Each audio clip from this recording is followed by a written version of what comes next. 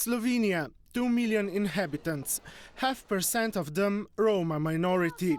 For 16 years they have been waiting for state to adopt special Roma law demanded by Slovene constitution, to make them equal citizens with special ethnic and cultural needs.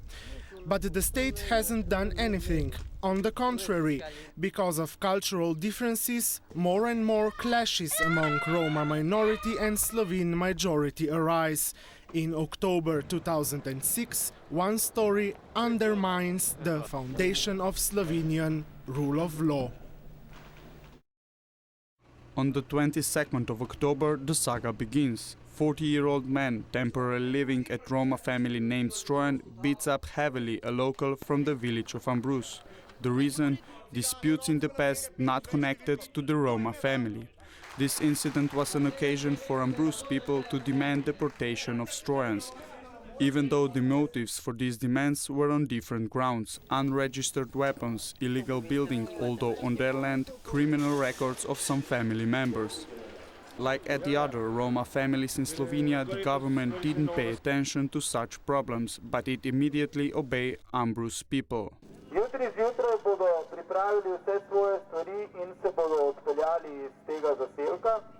Dobili bodo neko začasno rešitev za 3 tedne, v tem času bo vlada našla dokončno rešitev in ne bodo se več vrnili v ta zaselek, kjer se zdaj nahajajo.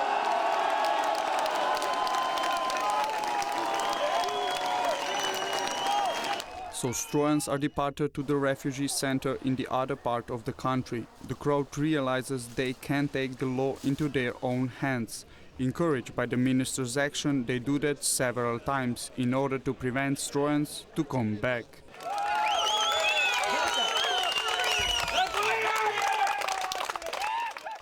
But on the 25th of November, Strojans decide to go back to Ambrus. Reason? The government didn't find them a proper place to live as promised. Reaction? Ambrus villagers go again out on the streets. Prime Minister Janez Janša comes to the area in the middle of the night. The area of his most loyal voters goes against the Prime Minister.